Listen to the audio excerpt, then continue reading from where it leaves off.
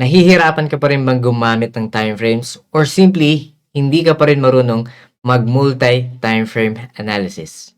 Well, if you want to learn, please watch the rest of the video. What is good mga champion and welcome back to another video. So for today's video guys, I'll give emphasis on how we can utilize our time frames. Time frames is hindi ginagamit yan para piliin kung anong gusto mong time frames. Time frames are crucial para maintindihan mo at the same time magamit mo yun to your advantage to refine and improve your risk to reward ratio. Take note, every time we do a trade, our goal is to have a low risk, high reward approach. Hence, we are practicing or implementing yung ating top-down analysis. I will be using our basic TFP warrior system. So again, papakita natin dito na you don't have to necessarily do advanced stuff agad in order to decently make money sa trading. This is basics for the critics. If you want to be part of our global TFP VIP Champions community, you may want to check out my offered 3 programs. This might be able to help you be better on your trading needs. So for the option 1, this is the TFP Champion 90 Days One-on-One Mentorship Program. Again, this is done via Zoom and schedule is based on your convenience and availability. So this is really catered for those zero knowledge, basic, intermediate, up until to advanced. Syempre, kasama na rin dyan yung ating main strategy na sa VIP ko lang tinuturo, our TFP Champion System. For the option 2, this is the TFP Champion Masterclass Lessons. So I do understand yung dilemma sa karamihan na paiba-iba yung schedule nila sa work. So again, nagkakaroon tayo ng difficulty makapag-avail ng mga one-on-one mentorship. But take note, make no mistake, I have managed to prepare 28 masterclass lessons so you can learn at your own pace. Importante dito, these are all downloadable so you will have lifetime access sa mga learning materials na to. So walang excuse hindi mo matutunan itong TFP Champion System. And lastly, for the option 3, if you want more of a fast track, this is the TFP Champion Bootcamp. So we're going to meet 4 times per week session because this is a 5 weeks program. So again, everyone can learn the TFP Champion System. So you might want to check out these 3 options to cater your needs. So thank you so much to all my TFP VIP Champion students all over the globe, subscribers, followers, and sa lahat ng sumusuporta. So without further ado, let's get straight to our charts.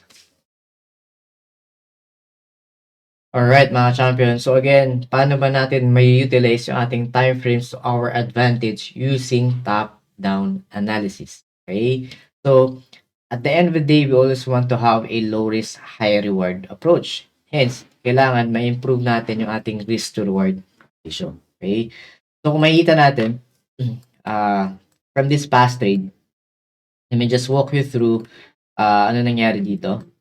So, again, most people see market structure as just a simple trend. But again, there are other information underneath those kind of concepts when it comes to market structure. So, first thing we should do, as per our TFP water system, which I will be using for today, is so kailangan meron tayong confirmations when it comes to confluences. Okay? So again, applying our TFP water system, we have to first check yung ating market structure as a whole. So I am currently on a daily time frame. So that means I am seeing the whole picture on a daily perspective. Okay? As a swing. So ngayon kung makikita natin, most people will see this currently based on the recent structure as a bearish move. Okay? Kasi there are series of impulsive move yung market pagdating dito sa mga bearish candles. But given that, we must check if that is only a part ng mas malaki pang structure. So that is why we have to zoom out yung ating chart para makita mo where we at the proper key levels ng ating structure. So, it is safe to say na yung ating current structure ngayon, right? So makikita natin dito that market is moving on a consolidation phase provided they are somewhat bouncing on some equal highs and lows. Okay? So ngayon, hindi natin pwedeng sabihin that the nature ng market is really bullish. Okay? Kasi if I were to put our key level of support and resistance, makita natin na from this point of view, okay, meron tayo ditong logical support, given na yan. Okay? So, if you would only think na ang market is a bull run, okay, or just a bull market, dahil meron tayong high, higher low, higher high, higher low, higher high, higher low, this and that, you must think and check dun sa ating kalawang structure whether yung ginagalawan ba natin is on a certain key level na significant sa opposing momentum. Okay? So, that means na yung ginagalawan nating structure is hindi lang siya bullish but rather is now currently reacting dun sa ating prior structure on dun sa last swing point. So, ibig sabihin, meron tayo ditong resistance. Okay? So, again, I'm just using a specific line but take note, in my mind, market or the price moves on a certain range. Kaya, if I were to put into perspective yung proper plotting ng ating support and resistance, I'll be making a certain zone. Okay? So, meron tayong highs and lows. What do I mean by highs and lows? Those are points na common sa lahat. Right? So, that would simply put me to a level of a resistance as a zone, not as a specific line. Para alam ko na whenever the market touches at this area or zone, that would mean that I am on a selling opportunity, right? So, meron tayong selling zone. And obviously, pagdating sa support, meron tayo dito. Okay. Right. So, if you want to learn how to properly plot or paano gumawa ng specific support and resistance zone, please watch my past videos regarding support and resistance key levels, right? So again, sasabihin ng iba, sir, ang layo naman ng support mo. Okay? Again, this is on a bigger scale perspective. That's why we have to consider that. But again, as we utilize our time frames, mas marirefine na natin saan ba yung mga significant level or key levels natin to a different time frame. Okay? So ngayon, aware tayo na may bull run recently and it was reacting to an equal high, okay, from the past historical data. So kasi nga, market moves in a consolidation phase or ranging market. So ngayon, paano tayo hahanap ng opportunity based dito sa structure na yan? So dito na matter, magtatanong ka na, nasan ngayon yung current price? Nasan ba ako ngayon? Okay? Do I have any significant level of support and resistance nearby sa aking current structure? So, again, isang way din na ginagawa ko is to use yung previous daily highs and lows ng candle. So, since I'm on daily time frame, titignan ko yung yesterday's or past candle na highs and lows kasi that would matter para when we refine sa ating lower time frame, magiging significant siya through acting as a support or a resistance. So, again, given that, meron tayo ditong can use this previous high ng ating daily candle. Okay, so ito yung level of highs and lows. Okay, previous daily high and previous daily low. Okay, so natin. Okay, so this would be significant as I refine or go to a much lower time frame. Okay, so lagyan lang natin ng label para previous daily high. So again, yung high, I always consider yung wick kasi that is the price point wherein the market reached but it didn't settle doon sa price level na yun. So, ibig sabihin, dinaanan yon but hindi lang siya nag-settle. Ang settlement ng price is always referred dun sa ating body as, dun na lang, related dun sa ating past lessons. Okay? Meron tayo dito bilang na is daily high, daily low. Okay? So, most people, they try to make things complicated when it comes to key leveling. Okay? So, take note na key levels may not be always based on sa perspective mo lang. You have to use specific points para malaman mo yung ginagalawan mo in terms of the area. Okay? So, previous daily low. So, why is it important na alam ko yung previous daily high low? Kasi, yun yung level kung saan whether the market will serve its dominance, di ba? Kung talagang bearish ba siya or bullish. So, kung makita natin, no, if we're going to read yung price action, yung candle na to broke through itong previous daily low. Okay? So, many people think there's a breakout. Okay? Yun yung agad impression nila. Pag nagkaroon ng settlement yung price below nung certain key level, okay, in this case, previous daily low, meaning bearish na. But, kung marunong kayo magbasa ng formation ng candlestick, makikita nyo na although nag-close tayo below nung nung area na yan. Close tayo below nung previous daily low. Okay? Market reached a certain lowest point nung area na yan. Okay? But, ang settlement na actually, nagkaroon siya ng recovery from this lowest point up until here. Okay? So, that means na market somewhat recovered. So, meaning, there's still a presence ng buyers. Yun yung titignan natin sa lower time frame. Kasi bakit? Hindi naman ako pwedeng mag-enter agad dito sa daily. Okay? What will matter is, alam ko yung structure ng daily candle at anong sinasabi sa akin sa structure dun sa lower time frame. So, kahit hindi pa ako bumababa sa lower time frame, I already have the idea na market recovered from this lowest point, okay, then tumaas siya. Okay, so which means there's somewhat a momentum or a presence ng buyers. So again, this is now how we refine time frames and utilize yung ating time frames. So bababa ako ngayon ng lower time frame. Okay? So every step of the way, I'll be utilizing in different styles. So currently, I am on a swing perspective. So ibig sabihin, magmamatter talaga itong daily structure. Okay? Given that, I can use other confluences levels as well. So I may be using ating trend line, okay, support. Kasi meron tayo anchor points na pwede natin gamitin. Right? So, quite obvious na at least you only need 2 points to connect trend line, di ba? So, meron tayong 1, 2, 3. Actually, this is a third touch ng ating trend line. So, would that mean na buyer na ako? Or would that mean na pwede na ako mag-buy sa lower time frame? Again, dun nga magma-matter yung refinement na tinatawag. Okay? So, ngayon, bababa ako ngayon saan?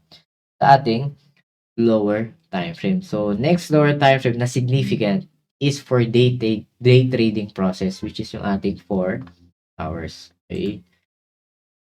So, sa 4 hours, okay, take note, ito yung ating previous daily low and high. Okay? So, sa 4 hours, makita natin na bago nangyari tong bull run, meron tayong bearish candle as a recovery. Okay, so nag-react siya dito sa aking trendline support coming from the 2 points dun sa daily time frame. And then, ano mapapansin mo? Whenever you want to see a momentum going up, make sure na nabasag mo or na-overpower mo yung sellers. Okay, so which means yung ating last candle low was this one, di ba? Apparently, wala siyang weak.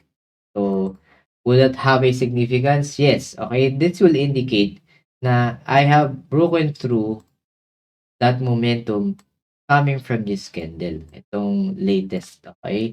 So, ibig sabihin yan, itong candlestick na to is really significant kasi this is somewhat a means na ang market have managed to broke through momentum ng sellers through this time frame. Okay? Dito sa 4 hours. Kasi nga, again, if wala tong break candle na yan, you would think na this seller's momentum is still at its dominance. Kasi bakit? Yung settlement itong bullish candle na to is still within or sakop pa siya itong bearish candle. Okay? So makita nyo, we are still inside. Sabihin, nagde-ranging lang yung market throughout that time. But provided na nagkaroon tayo ng breakthrough, ibig sabihin, nakalabas tong candlestick na to doon sa body ng last bearish candle, that would mean something. Ibig sabihin, market wants to go up. Okay? We're not saying we're already a buyer kasi kailangan masasatisfy pa rin natin yung rules natin. Okay? So, I'm just using this as a guide na ano, okay, meron ng dominance ng buyers somewhat around this area. Pero, I am not able to buy yet kasi kailangan ko munang mag-confirm dun sa rules ng system, which is yung ating TFP war system as a buy. So, as a review, no, paano nga ba tayo magko-confirm if we are going to buy or if we're going to confirm as a buyer kung using yung ating TFP war system. So, confluence-wise, we must be above ng ating support horizontal level. We must be above trend line support, and we must broke through a certain counter trend line resistance, which is ito. Okay? Which means our high probability trading zone or entry as well is around this area. So, kailangan nakapaibabaw ka dun sa level na yan. So, it may not be lahat yan, at least 2 confluence. It may be counter trend line or horizontal support, enough yun. Much better lang if tatlong levels yung nasa ibabaw yung price. Okay? So, ibig sabihin, we are dominating on level of horizontal and trend lines. Okay? Counter trend line, horizontal, and support trend lines. Okay? So, given that, going back dito sa ating chart, right? So, naalala niyo yung kaninang previous daily highs and lows, okay? This would be significant kasi if dadagdag ako ng confluence, so I can now use itong 4-hour time frame to connect my counter trend line resistance. So, malalaman ko yung level of restriction. Okay? Hanggang saan lang ako pwede for now. Which means, if I were to buy, logically, hindi ako pwedeng mag-buy ngayon. Kasi titignan nyo, based sa rules, I must be above horizontal and also counter trend line. Which means, ang aking HPT zone would probably be here if I were going to have a day trade. And also, kailangan I must be above din dito kasi that would only satisfy my rule, di ba? So, above ako ng counter trend resistance and above ako horizontal support. So, which means my buying area would be around these levels. Okay? So, definitely, yung area na to is on a low probability. So, wala kasi HPT zones. Okay? Not unless you refine that through much lower time frame.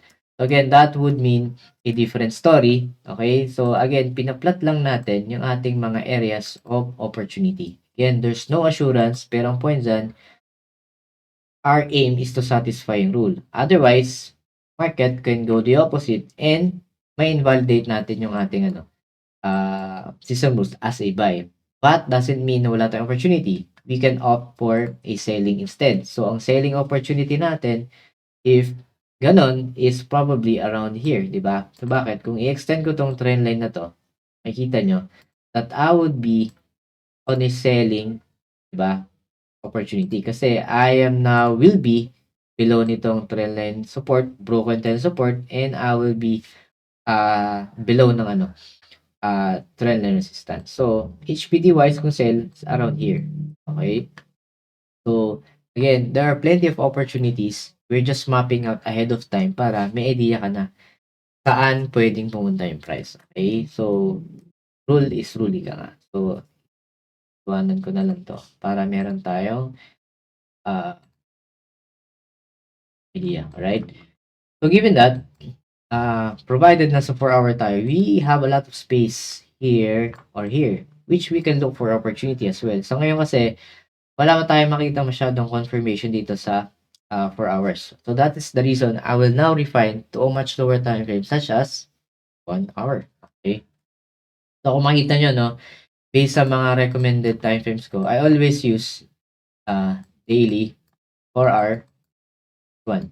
Yan yung parang mga key levels or time frame significant doon sa overall structure. Okay? So, we don't have to necessarily use all time frames. Okay? Kailangan nyo na makita ano yung relevance ng mga time frames. Okay? So, ngayon, nandito tayo sa 4 hour. I want to see more structure kasi ngayon parang medyo kulang pa. Okay? At the same time, wala akong gagawin ngayon sa 4 hour kasi it didn't satisfy any of my system rules. So, punta tayo ng H1. Okay? Sa H1, okay? Okay, sa H1, makita natin, let's check, okay? Obviously, mas dadami yung candles kasi mas na-breakdown yung 4-hour candles into series of 1 hour. Okay? So, ngayon, anong gagawin natin? I will obviously look for confluences as well. So, again, kung makita nyo, meron na tayong pwedeng connect na dalawa pang points. So, as we can make trend lines. So, I can use this as an anchor point, para makagawa pa ako ng ah, refinement for confirmation. So, gawin ko na lang, ninipisan ko para, yan, pinaka-confuse, alright? So, on an hour perspective, meron tayo ditong level of trend line resistance. So, ibig sabihin may friction pa rin. I cannot buy for now. Even though yung sinasabi ngayon sa overall structure, di ba? We are on a bull run. So, sabi nga, that doesn't necessarily mean na makakapag-buy ka agad. We have to look for our setup based sa rules. Okay? So, ngayon, ang goal natin, alala nyo na, kanina sa 4 hour, ito yung mga areas of HPT zones or high probability trading zones. Itong level na to. Okay? Ito yung sell, ito yung mga buy. Okay? Pero wala pa tayo doon. So which means I cannot trade blindly. Okay? So ngayon, nagkaroon tayo ng refinement sa mas mababang time frame. So that would give us an opportunity para mas mapaaga yung ating opportunity as a buy. Okay? Saan tayo kukuha ng HPT zone ngayon? Obviously, dito na, di ba? Kasi based sa rules, I can be above yung horizontal support and I must broke through this counter trend line resistance. Okay, so that would only mean, gawin ko lang yung kulay nito, na makakakuha rin naman ako ng opportunity as a buy. So, I have a lot of space na pwedeng igalaw pa kasi market can possibly move in this kind of cone, di ba? Or easily broke through this level and have another opportunity as a day trade. Okay? Otherwise, we're only speculating. Take note. Ang ginagawa natin is we let the market move, and if that satisfies yung rules, then we can take the trade. Otherwise, we have to wait and be observant muna. Okay? So ngayon, ito yung mga 4-hour HPT para lang aware kayo.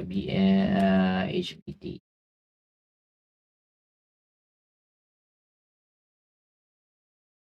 Alright. So ito yung mga 4-hour buying opportunities natin. So ito yung 4H HPT zone.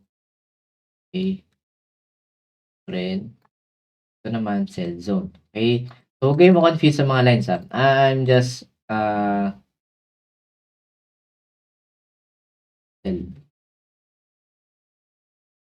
Huwag kayong ma-confuse sa lines or sa mga trend lines kasi, ilalagay ko lang yan para may reference tayo sa yung mga limitations or boundaries natin when it comes to buying or selling. Okay? So, ngayon, nakikita nyo na that I'm mapping out every time frame HPT zone by H1. So, ngayon, anong gagawin natin? Obviously, I have to wait. Okay, so, if selling naman, di ba? Siyempre dito. Guess nyo. We are plotting ahead of time the areas na significant based na rules. Okay, take note. Ginagawa ko to kasi this would satisfy and give me the idea based sa system rules ng TFP warrior system. Okay? So, I'm not saying na yung ginagawa kong analysis is inline dun sa technical analysis approach din ng iba. Kaya, again, pag nagkukumpara kayo ng setup or system, laging tatanungin, ano bang rules mo? Okay? Probably, sa rule ko, hindi pa ako pwede mag-trade. For some people, pwede na, based sa setup na yan.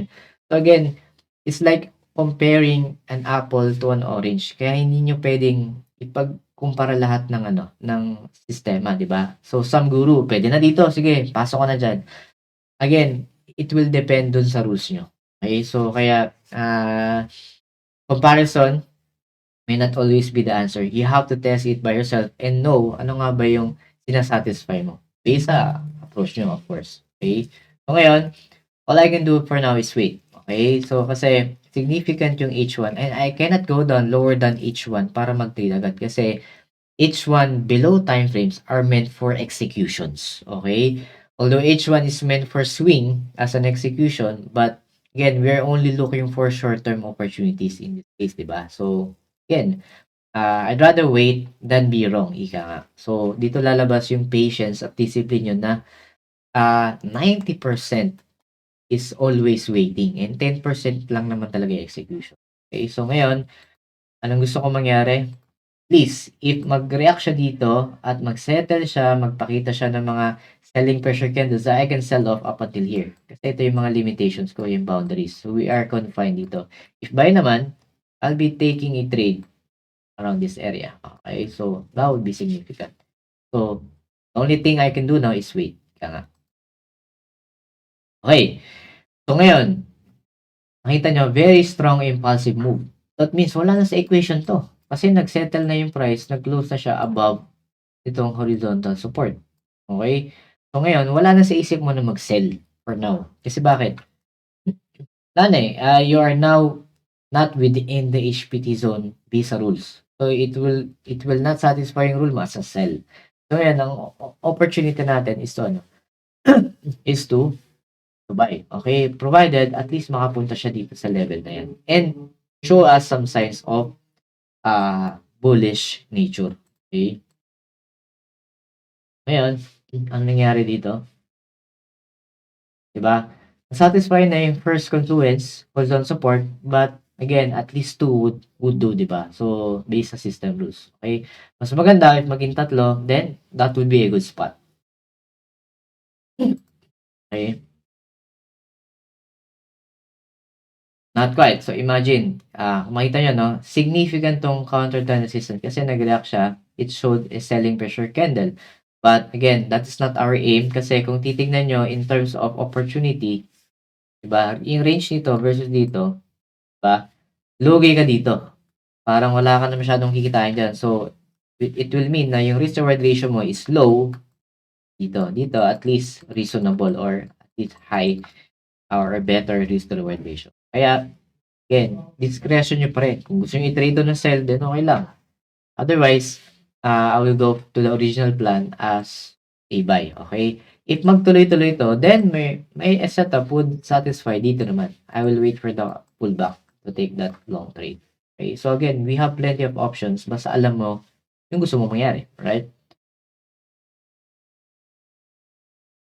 Okay. Meron na tayong break of counter resistance. Would that mean na pwede na mag-trade? No. As a buyer, you always want to buy at a discount. So again, we wait for the pullback kasi yung platinum HPT zone nandito, di ba? Yun yung parang sweet spot natin for an opportunity. Okay? So again, every candle matters. Kaya kailangan naiintindihan nyo yung nangyari. So, kumita nyo, may momentum ng sellers. So that means, may sell-off around this area. Kasi, let's say, nag-react yan dito sa minor resistance, di ba? In this time frame. Okay? So for us, I don't want to take that risk. I know what I want when it comes to HPT zones. Okay? Okay, see? Kung nag-sell ka, biglang bawi, di ba? So that's why you have to know your candlestick well or simply yung price action. We need bullish confirmation candle, okay? Or buying pressure candle at least, di ba? Para ma-satisfy.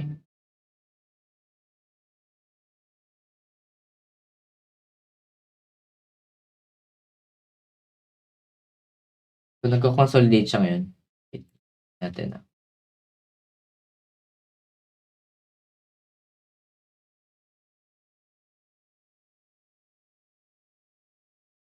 Alright. So, for most people, okay, and with this understanding, we can use this as a reference na meron tayong presence na ng buyers, provided somewhat nagsasettle sila sa logical support na to. Okay?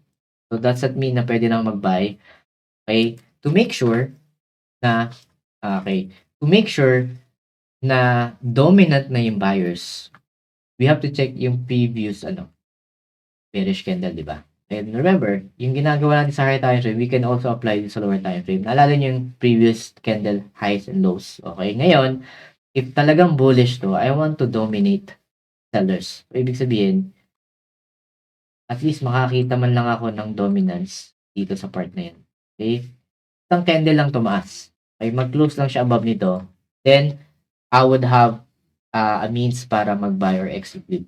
But provided may HPT zone area is within this area naman. Okay? So, although nag-react na siya, I want some more confirmation. Ika nga. So, candlestick alone doesn't imply na okay na yon. We need follow-up momentum. So, ang last candlestick bearish mo ay ito. So, kailangan mong ma-dominate yung previous candle high na. So, ito yung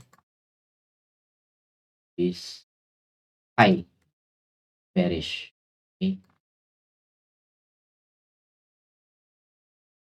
So, hindi pa. So, that means I cannot execute for now.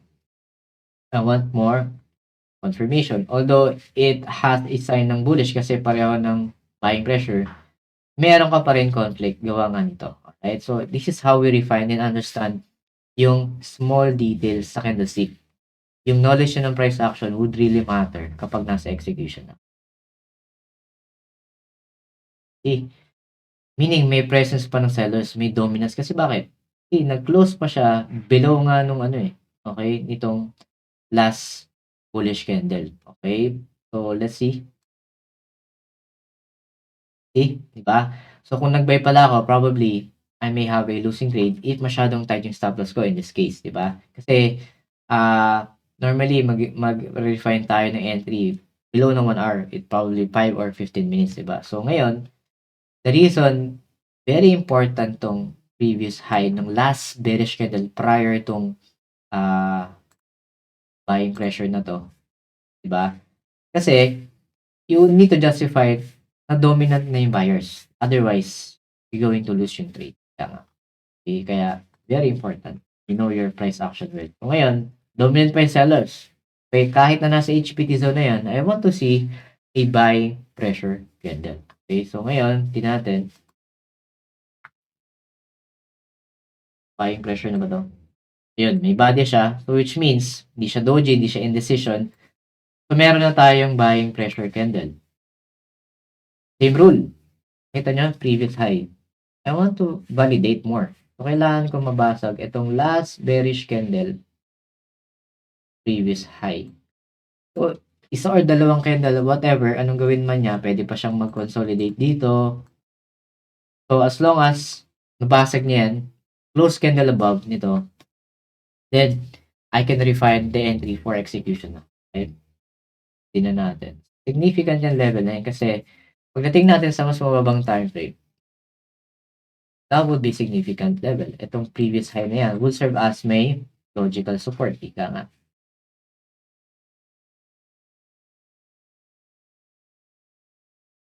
Okay? So, wala pa. So, it means I have to wait. So, yun yung level of patience na kailangan yung maintindihan. Alright. So, now that we have broke through itong previous high nung last bearish candle, which is ito, that would mean na meron ng dominance ng buyers. So, that would give me a reason to execute ba? Saan? Sa mas mababang time frame na. Yun na yung refinement. Okay? So, ibig sabihin, I am now utilizing time frames not because trip ko lang. Ginagamit ko yan to see more details kasi pagbaba ko ng lower time frame, makikita natin yung relevance itong previous high. That would simply mean this is my broken resistance. That will act as my support. Diba? So, punta tayo ng 15 minutes for refinement. Okay, so ngayon, diba, nagkaroon na siya ng structure. And, titignan natin, refinement-wise, diba, do we have level of break? So, let's say, may mga significant level of break tayo dito. Okay? Or, here. Diba? So, nakita nyo? Based sa rules, mag-align pa rin yung rules or system ko. Diba? So, ngayon, going back, okay, just to make it clear, no? Kung titigin siya sa 1 hour, diba, is a strong momentum up. Diba? Plus, now, it can act as what? Diba? As may anchored point for trend line support. Kasi nga, naging relevant na yung buying pressure candle multong maliit. So, pwede mo nang gamitin yun as your what? Point for diba? Significant level based rules. So, ngayon, tumbok na tumbok yung HPT zone natin. We are above horizontal support. We are above counter-trend resistance and we are above trend support. So, which means it satisfies yung ating TFP warrior system by rule, by rules. So, balik tayo sa entry na, no? Sa 15 minutes. So, usually, pagka ganito ang diskarte, diba? Nakita nyo, it also did satisfy yung refinement rule natin na we are above what? Diba? Horizontal support. Diba? Nakita nyo, what I'm doing sa higher time frame is yun din yung ginagawa sa lower time frame pagdating sa entry. So, I am now above horizontal support. Yan yung previous high nung last bearish candle sa 1 hour. Okay? And I am above counter trend line resistance. So, nakita nyo lalabas, my HPT entry would be here. So, ngayon, i-refine ko na yung entry using this level. Okay? Anywhere in this level, pwede na. Kasi bakit? Yung last swing low mo naman is around here. So, you can extend naman yung time, yung inyong stop loss. Okay? So, ito yung magiging entry natin. Gawin ko na lang blue para may pagkakaiba. No? So, yan. This area would be a good spot. Diba? So, kung titignan ko, since meron akong horizontal support, probably I can set a buy limit. Since 15 minutes, you have more time to react. And buy limit, usually, sineset talaga yan below ng ano. Diba? Below ng. So, you can place your stop loss here or you want to be more safe, kaya na account nyo dito. So, usually, saan nang magiging target mo? Diba? Naalala nyo 1 hour level. Nakita nyo, I have plenty of space. Diba? I can extend more up until here, diba? Pero risk-reward ratio-wise, diba? Or target-wise, pwede dito. Or I can even extend more kasi may friction dito eh. Diba? Yung iyong 4 hour. So, yung 4 hour mong counter-trend resistance. So, that would be significant. Pwede kasing mag-pullback dyan yung market. And market can go against me or this and that. So, otherwise, anyways, I can still check naman yan along the way or mag-monitor tayo. So, normally, I use limit order para mas maging beneficial yung ating pasok sa market. Again, stop loss just below few pips. Ito. So, that would provide me a 1:4 setup. And that provided me a 1:4 trade. Okay, so, this was a trade na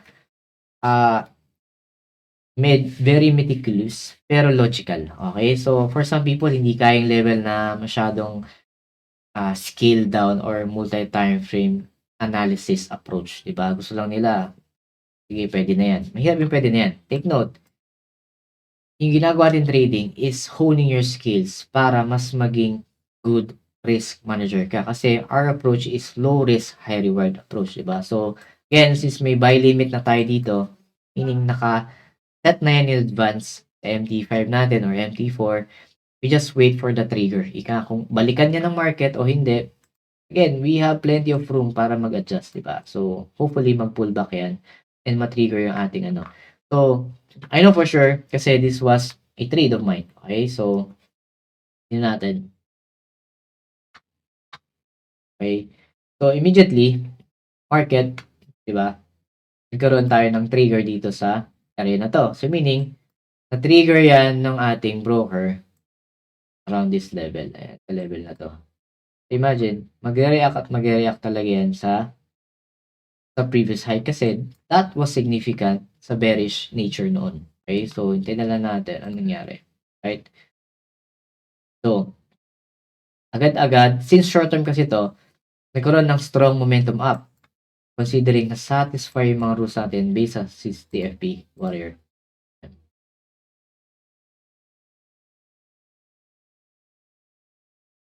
Alright. So, nakapag-TP ako nun in a matter of what? Saglit lang, di ba? So, again, lalabas, although naka 15 minutes tayo, lalabas day trade setup to. Okay? So, kasi my entry was in 15. I can still refine sa 5 minutes, but in this case, enough na sa akin yung 15 kasi kaya naman account ko yung level of range ng risk. So, you see, this was a 1:4 risk to reward ratio. Okay?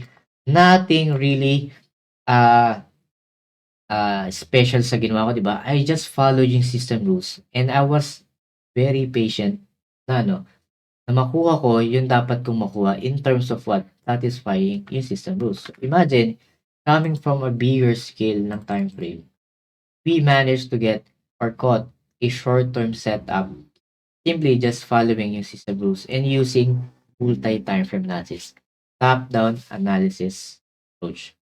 Okay? So, you see, hindi excuse na kailangan matuto kayo agad ng advance para kumita decently. This is a basic approach. Wala akong kakaibang ginawa, wala akong ginamit na kahit anong indicators. Okay? Wala kayong nakitang RSI diyan, kung ano namang moving averages or Bollinger Bands, ano pa, other tools such as Fibonacci retracement, wala.